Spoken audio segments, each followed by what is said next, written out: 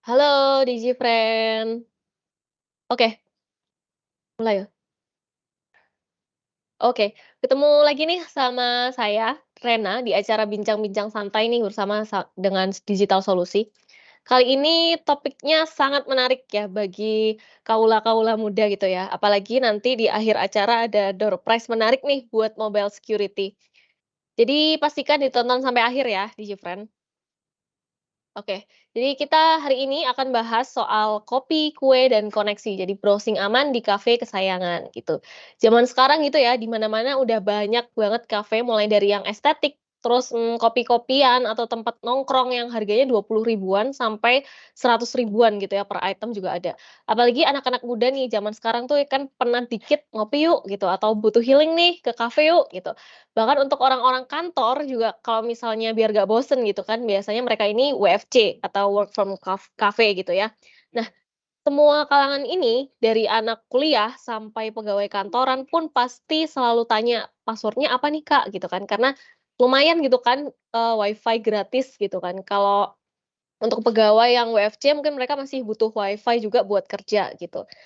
Kita sebagai orang awam itu pasti seneng-seneng aja ya kan dapat WiFi gratis, siapa yang nggak seneng kan dapat WiFi gratis, duduk di kafe sambil ngerjain skripsi, sambil kerja, kayak kita tuh no worries at all gitu kan, padahal ada aspek-aspek bahaya yang perlu kita pahami. Nah, hari ini kita akan bahas lebih lanjut soal resiko-resiko yang ada di balik kenyamanan ini. Pasti selama ini kan pada belum ada yang kepikiran gitu kan, emang iya aktifin WiFi publik itu ada resikonya? Padahal sesungguhnya waktu kita terhubung dengan WiFi publik gitu, data-data pribadi kalian tuh kayak kata sandi atau chat sama mantan mungkin gitu ya, itu semua bisa rentan terhadap peretasan atau hack gitu. Kok bisa gitu ya? Oke, kita bahas satu persatu dulu ya. Ini fakta mengenai resiko WiFi publik. Yang pertama ada man in the middle attacks. Sesuai namanya ya, man in the middle, berarti orang di tengah gitu kan. Berarti orang ini ada di antara dua orang lainnya gitu kan. Nah, serangan man in the middle atau MITM ini merupakan jenis serangan cyber di mana seorang penyerang mencoba untuk menyusup ke dalam komunikasi antara dua pihak tanpa sepengetahuan mereka. Jadi penyerang ini tuh berada di tengah-tengah komunikasi. Jadi namanya adalah man in the middle dan dapat memantau, merekam, atau bahkan mengubah data yang dikirim antara pihak-pihak tersebut gitu. Jadi ini tuh, adalah serangan yang serius banget ya di Gfriend dan dapat menyebabkan pencurian informasi sensitif atau penyalahgunaan data, seperti itu.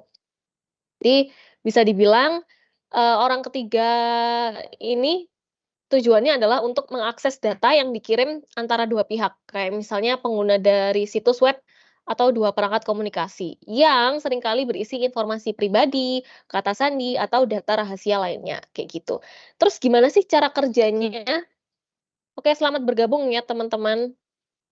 Bisa langsung komen-komen di bawah aja untuk sharing. Oke, selanjutnya cara kerjanya, MITM ini gimana sih? Jadi penyerang mencoba untuk menempatkan diri di antara dua pihak yang berkomunikasi. Jadi ini tuh dapat dilakukan dengan berbagai cara, termasuk memanfaatkan jaringan WiFi publik yang tidak aman, terus menguasai router jaringan, atau menggunakan teknik lainnya. Nah, dampak dari serangan MITM ini itu dapat bervariasi, mulai dari pencurian informasi pribadi, peretasan akun online, sampai penyebaran malware. Jadi serangan itu dapat menyebabkan kerugian yang sangat besar, kerugian dari finansial dan reputasi, kerusakan reputasi, bahkan mengancam jiwa juga gitu ya, di Gfriend. Terus selanjutnya ada eavesdropping. Jadi eavesdropping ini adalah apa ya, praktik mendengarkan atau memantau percakapan atau komunikasi pribadi orang lain tanpa izin atau tanpa sepengetahuan mereka, kayak gitu. Biasanya tindakan ini tuh dilakukan dengan cara yang rahasia dan tersembunyi. Eavesdropping ini seringkali dianggap sebagai pelanggaran privasi yang serius dan ilegal, terutama kalau misalnya dilakukan tanpa izin atau dalam keadaan yang melanggar hukum gitu. Pasti nggak suka kan kita teleponan sama klien yang bersifat rahasia ternyata bocor, pasti bikin nggak nyaman juga kan gitu. Jadi terus tujuannya lagi dan lagi adalah untuk mendapatkan akses atau informasi yang tidak dimaksudkan untuk didengar orang lain. Biasanya berupa percakapan secara verbal ya di Gfriends atau bahkan pertukaran informasi yang sifatnya rahasia, kayak gitu. Jadi Gimana sih caranya si hacker ini atau penyadap ini tuh melakukan aksinya? Jadi metode eavesdropping ini, itu dapat dilakukan dengan berbagai macam cara, termasuk penggunaan perangkat penyadap telepon, alat penyadap komunikasi nirkabel, perangkat lunak penyadap, atau bahkan dengan mendengarkan secara langsung tanpa sepengetahuan pihak yang sedang berbicara, seperti itu. Terus dampaknya lagi dan lagi kita yang mengalami kerugian ya pasti ya di Gfriend, kayak tidak ada rahasia di antara kita gitu jadinya. Yang tadinya rahasia kita, malah banyak yang tahu gitu. Informasi pribadi kita juga bisa bocor, rahasia informasi-informasi sensitif juga, dan yang paling parah adalah data-data rahasia perusahaan. Ini udah paling parah banget kalau misalnya sampai data-data rahasia perusahaan ini bisa kesebar, kayak gitu. Fatal banget sih kalau sampai kesebar.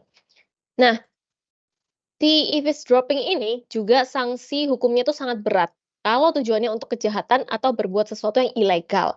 Tapi sedikit info nih untuk DigiFriend, bisa jadi, kegiatan ini tuh legal dan tidak dijatuhi hukuman kalau ada situasi di mana pemerintah atau lembaga penegak hukum ini dapat menggunakan eavesdropping dengan izin pengadilan dalam upaya penyidikan nih, kayak misalnya kayak kasus yang kemarin rame itu ya, yang gempar kembali kasusnya Jessica Cyanida, ya itu kan butuh penyidikan lebih lanjut. Nah, atas izin pengadilan ini legal dan dapat diperbolehkan untuk, kegiatan eavesdropping ini tadi, gitu.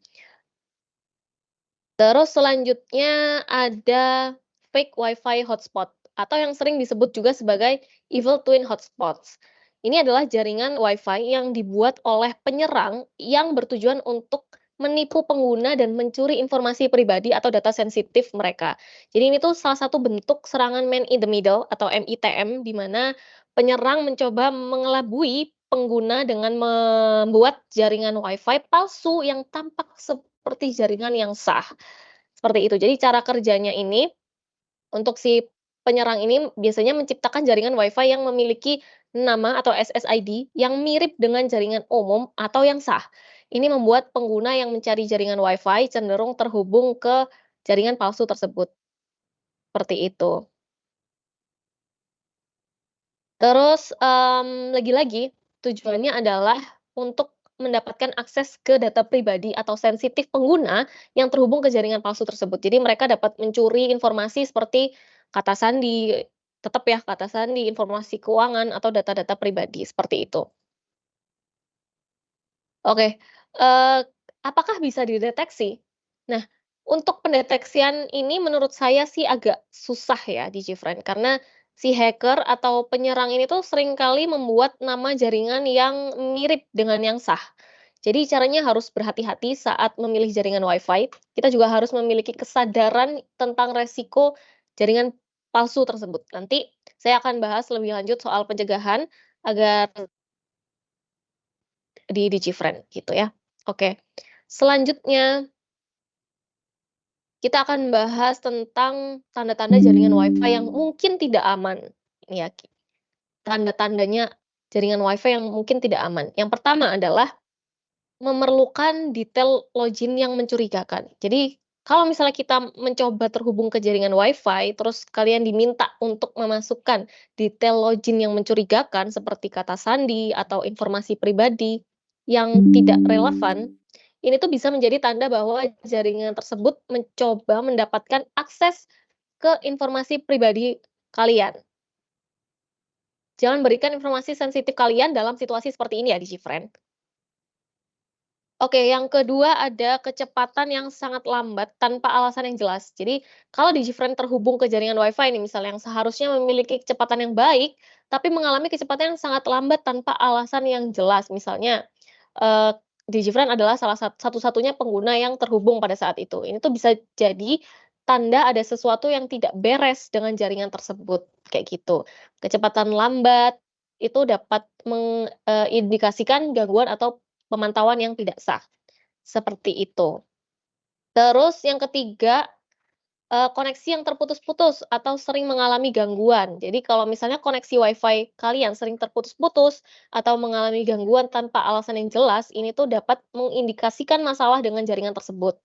Terputusnya koneksi ini dapat terjadi kalau misalnya ada interferensi atau tindakan jahat dari pihak ketiga yang mencoba mengganggu koneksi Wi-Fi kalian, gitu.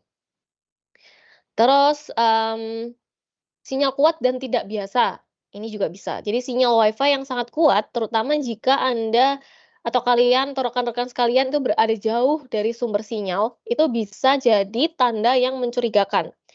Kalau misalnya kalian merasa sinyalnya itu terlalu kuat, itu mungkin ada kemungkinan jaringan tersebut palsu.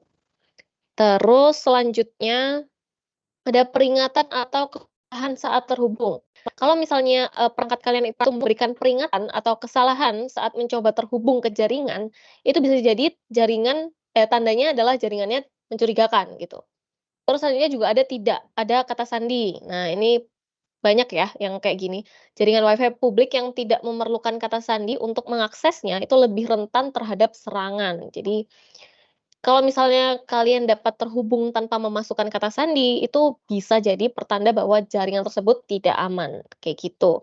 Terus kalau misalnya semisal kalian udah gak yakin gitu ya soal asal-usul jaringan atau jaringan tersebut terasa mencurigakan, mending dihindarin aja di Gfriend. Jadi mending kalian beli paket data 5 ribuan lah sehari daripada data pribadi kalian terancam, gitu. Jadi oke, di Gfriend semua yang nonton di sini udah mulai terbuka lebar gitu ya matanya mengenai bahayanya WiFi publik ini. Jadi sebelum lanjut ke pembahasan tentang pencegahan, ada nggak sih di Gfriend di sini yang pernah kena bahaya dari WiFi publik ini? Coba bisa komen di bawah ya. Kita sifatnya sharing-sharing aja di sini. Pernah nggak sih, ada nggak sih dari kalian yang kena, apa namanya ini, bahaya dari WiFi publik ini? Bisa langsung komen ya.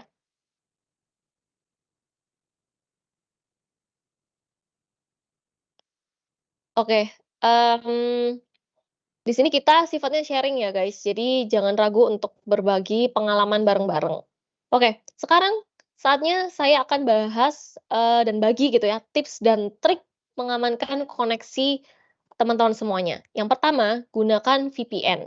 Nah, VPN atau Virtual Private Network ini adalah layanan yang mengenkripsi koneksi internet dan mengalihkannya melalui server private. Jadi, menjadikan aktivitas online kalian itu nyaris anonim. Jadi pas menggunakan VPN ini, data yang kalian kirim dan terima melalui internet itu dienkripsi dulu, terus hacker ini jadi sulit untuk membaca atau mengintip informasi-informasi kalian, seperti itu. Bahkan, jika kalian terhubung melalui jaringan yang tidak aman seperti WiFi publik, dengan menggunakan VPN ini, kalian membangun semacam terowongan aman untuk data kalian di dunia maya, seperti itu. Selanjutnya adalah hindari aktivitas sensitif. Jadi saat terhubung ke WiFi publik, hindari mengakses situs atau aplikasi yang memerlukan informasi pribadi atau finansial Anda, seperti itu. Jadi seperti perbankan online ya, kayak m-banking dan lain sebagainya. Nah, jaringan publik ini dapat dengan mudah disusupi dan resikonya tuh terlalu besar untuk mengakses informasi penting di tempat tersebut. Kalau perlu, gunakan data seluler untuk aktivitas tersebut. Kayak tadi yang saya bilang, mending paketan 5 ribuan ya, 5.000 sehari daripada, eee, informasi pribadi kita tersebar gitu. Terus selanjutnya ada matikan sharing. Di rumah atau di kantor, kalian kan mungkin sering berbagi file, printer, atau bahkan layar dengan perangkat lain gitu. Tapi saat di tempat umum, fitur ini tuh bisa membahayakan perangkat kalian gitu. Pastikan untuk mematikan semua opsi sharing saat terhubung ke WiFi publik gitu. Ini bisa dilakukan melalui pengaturan jaringan atau pengaturan keamanan gitu. Terus selanjutnya ada lupakan jaringan setelah digunakan. Ini juga penting banget ya di Gfriend. Banyak perangkat secara otomatis akan mengingat jaringan WiFi yang pernah digunakan, ya kan? Kayak misalnya kita ke kafe A, nanti kita datang lagi kan pasti ingat lagi ya WiFi-nya langsung otomatis nyambung saat berada di jangkauan kafe ini tadi. Nah, untuk alasan keamanan, setelah menggunakan WiFi publik ini, pilih opsi lupakan jaringan atau hapus jaringan pada pengaturan WiFi perangkat kalian. Nah, dengan cara ini kalian itu mencegah perangkat kalian terhubung secara otomatis ke jaringan yang mungkin tidak aman di masa depan gitu. Oke, selanjutnya, bisa langsung share-share di komen ya guys. Sekarang, saya juga akan spill-spill nih untuk DigiFriend. Kira-kira tools atau aplikasi yang dapat membantu untuk mencegah hal ini terjadi gitu.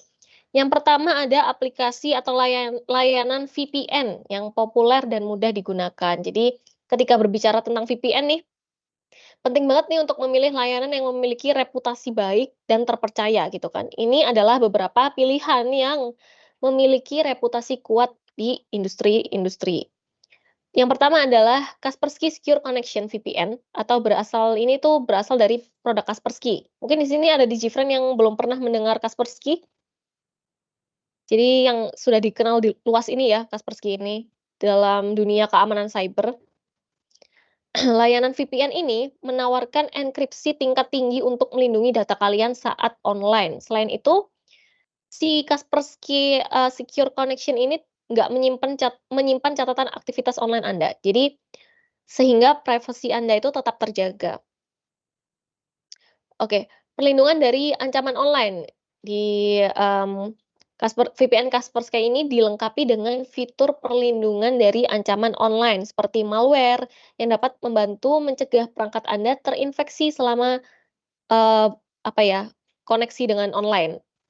Terus, akses ke konten itu terblokir kalau di Kaspersky VPN ini memungkinkan kalian mengakses konten internet yang mungkin dibatasi atau diblokir di wilayah kalian gitu. Jadi kalian dapat mengakses situs web dan layanan sebelumnya itu tidak dapat diakses, seperti itu. Terus ada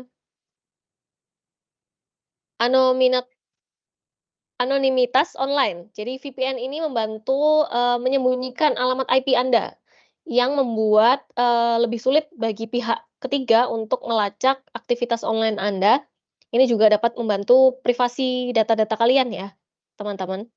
Oke, yang kedua ada Bitdefender VPN. Jadi, sebagai bagian dari suite keamanan Bitdefender, VPN ini menawarkan keamanan online tambahan dengan menjaga agar aktivitas browsing kalian tuh tetap pribadi ya, dan melindungi kalian dari potensi serangan cyber, karena menggunakan WiFi publik nih.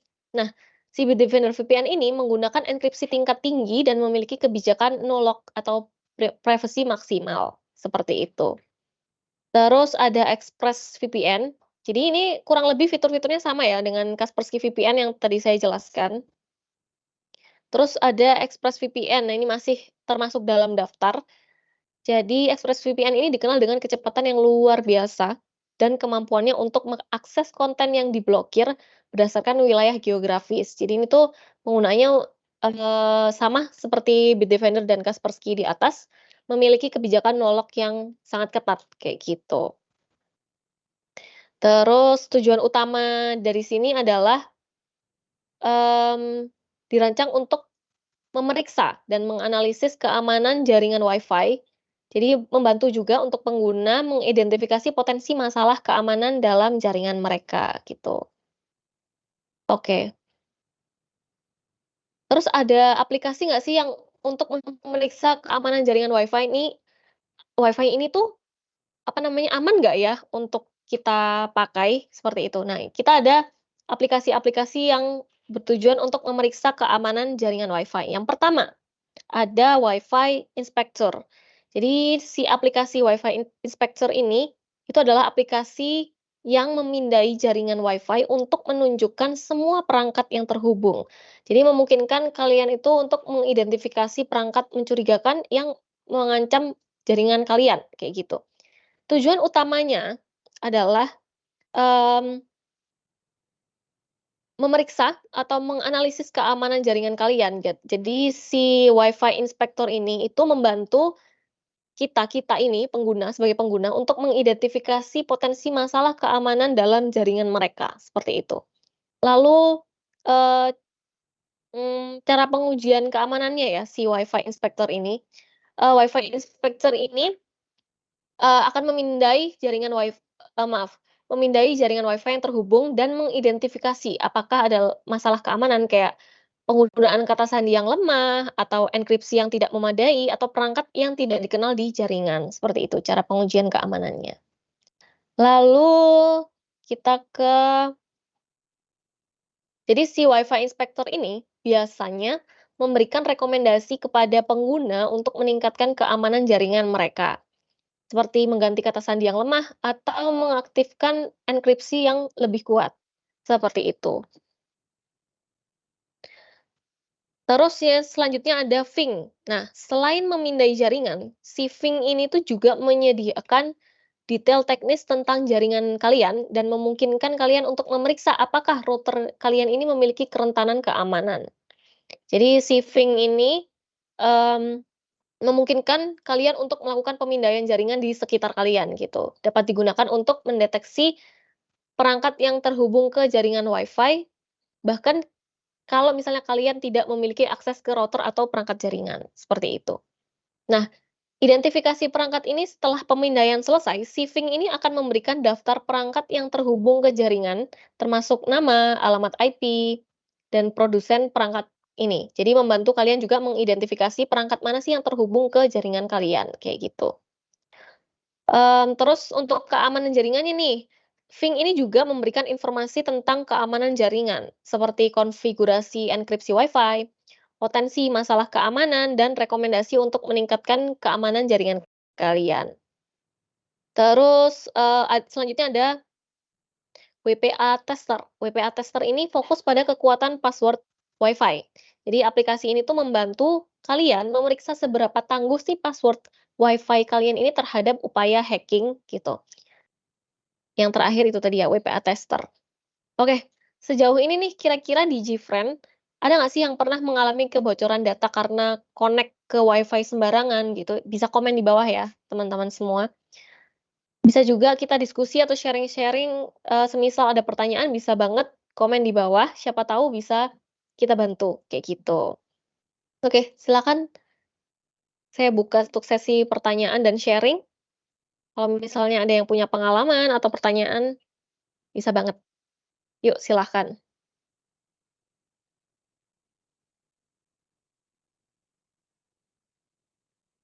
Kok sangat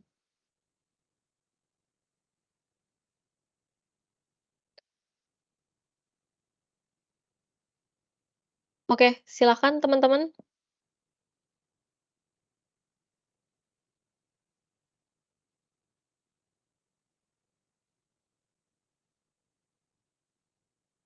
Apakah di sini ada yang pernah mengalami kebocoran data karena, connect ke Wi-Fi sembarangan? Bisa banget sharing atau kirim pertanyaan di bawah ya.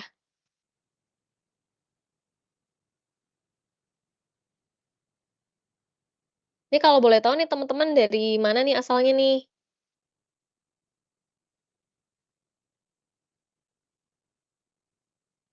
Ayo. Oke, oke baru masuk nih pertanyaan-pertanyaannya.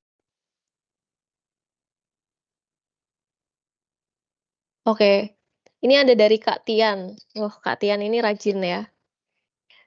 Kak, kan tadi sempat dibahas tentang VPN, lalu apa keuntungan menggunakan VPN berbayar dibandingkan dengan VPN gratisan? Oke, jadi VPN berbayar ini kan biasanya menawarkan kecepatan yang lebih baik gitu kan ya di GFriend. Servernya lebih banyak, terus kebijakan noloknya yang ketat, dan fitur keamanan tambahan. Sementara si VPN gratis ini, itu mungkin bisa memiliki batasan kecepatan gitu, jadi jumlah data atau bahkan bisa menjual data Anda. Jadi lebih baik menurut saya, pakai VPN yang berbayar. Karena di mana-mana premium itu kan lebih bagus ya daripada yang gratisan ya, di GFriend. Oke lanjut, dari Kak Fabio.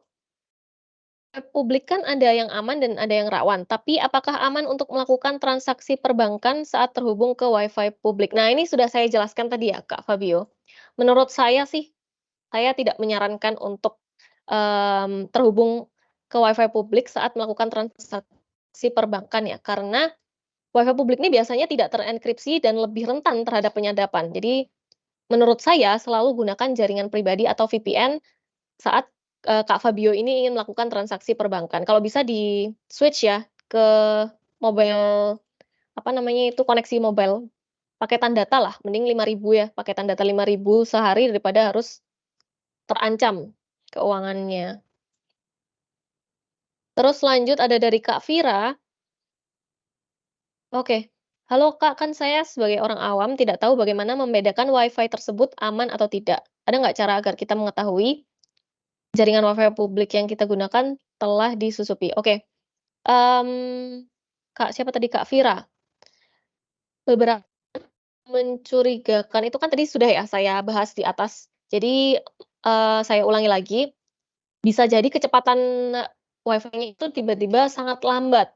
Terus permintaan login yang aneh, permintaan kayak informasi pribadi, kayak minta masukin password atau masukin yang pribadi-pribadi lah, kayak gitu-gitu. Biasanya itu mencurigakan gitu. Terus, mmm, kalau misalnya mau lebih akurat tadi ya, jadi gunakan aplikasi untuk memeriksa keamanan jaringan untuk lebih pasti. Itu tadi ya yang saya sebutkan tadi di atas. Kalau misalnya Kak Vira misalnya ketinggalan bisa nanti lihat tayangan ulangnya ya, Kak. Oke, terus dari Kak Natasha. WiFi publik kan ada yang menggunakan password dan tidak. Apa bedanya WiFi dengan password dan tanpa password dari sisi keamanan? Oke, jadi ini juga sudah sempat saya bahas. Jadi WiFi dengan password ini cenderung lebih aman karena punya tingkat enkripsi tertentu. Tapi, bukan berarti WiFi dengan password bebas ini WiFi dengan password ini bebas dari resiko gitu kan. Jadi pastikan selalu koneksi kalian itu atau koneksi Kak Natasha ini aman dan dengan VPN, seperti itu. Terus pertanyaan terakhir ya, ini dari Kak Konita. Bagaimana sih cara hacker membuat hotspot WiFi palsu dan bagaimana mengenali ciri-cirinya ya, Kak? Oke, jadi hacker ini setahu saya ya, itu membuat hotspot dengan nama yang mirip dengan WiFi resmi. Jadi menurut saya mending selalu diperiksa ya dengan, maksudnya periksa dengan staf setempatnya untuk mengetahui WiFi resmi mereka dan hindari terhubung ke jaringan tanpa password yang atau yang mencurigakan, seperti itu. Jadi pastiin dulu ke masnya atau kakaknya atau ke mbaknya, ini tuh emang password resmi WiFi resmi nggak di kafe yang kalian kunjungi, seperti itu. Bisa thank you udah oh siap Kak Natasha, ini Kak Natasha ini sangat aktif ya. Kalau boleh tahu nih teman-teman dari mana sih kebanyakan? Boleh di komen-komen ya.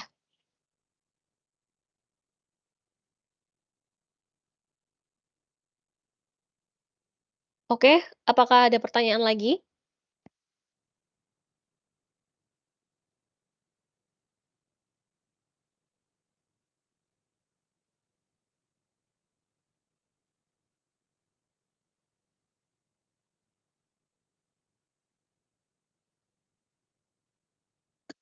Oke Kak, ada rekomendasi VPN yang bagus tapi murah nggak ya? Nah ini kalau murah itu tergantung ya Kak, mungkin dari sisi Kak Tian ini murah, ternyata dari sisi saya nggak murah. Jadi kalau misalnya mau tanya-tanya ke depannya, mau konsultasi, bisa banget chat ke kita, chat di DM atau klik link di bio kita untuk pertanyaan lebih lanjut.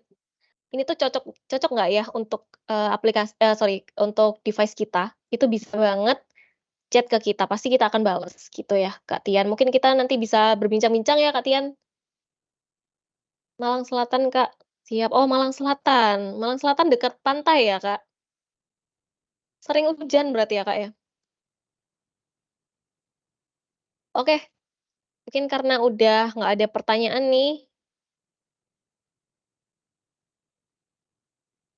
Oke, karena kita udah ada di penghujung acara, sekali lagi saya tekankan untuk DigiFriends kalian, menggunakan jaringan WiFi publik di tempat-tempat seperti kafe mungkin terasa nyaman, namun datang dengan sejumlah resiko keamanan. Jadi beberapa bahaya utama termasuk man in the middle tadi ya, eavesdropping, terus fake WiFi hotspot.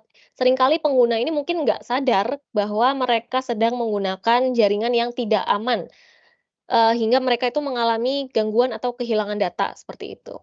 Meskipun demikian, ada langkah-langkah yang dapat diambil untuk menjaga keamanan data kita. Menggunakan VPN dapat membantu enkripsi koneksi kita, menjaganya dari penyadapan. Selain itu, hindari melakukan aktivitas sensitif seperti transaksi perbankan dan pastikan untuk selalu melupakan ya atau forget jaringan publik itu setelah digunakan. Penting juga untuk selalu mendekati teknologi dengan hati-hati dan memastikan kita mengunduh dari sumber terpercaya. Jadi sebagai pengguna, kesadaran dan, edukasi tentang keamanan cyber ini sangat penting ya di Gfriend. Jadi, ambillah langkah-langkah pencegahan sederhana yang dapat membuat perbedaan besar dalam menjaga informasi pribadi kita tetap aman. Oke, kalau masih bingung-bingung nih, di Gfriend mau tanya-tanya atau gimana-gimana, yang cocok sama device kalian, bisa reach out kita di DM, pasti kita bales, atau bisa klik link di bio untuk pertanyaan lebih lanjut. Nah, gitu ya. Oke, nggak terasa nih kita udah di penghujung acara. Terima kasih banyak buat teman-teman sekalian yang sudah ngikutin kita dari awal sampai akhir. Nanti untuk door prize akan kita hubungi via DM ya. Jadi ini door prize ini untuk teman-teman yang aktif dari tadi, yang ikut acara kita dari awal sampai akhir, seperti itu, oke? Terima kasih semua, sampai jumpa kembali.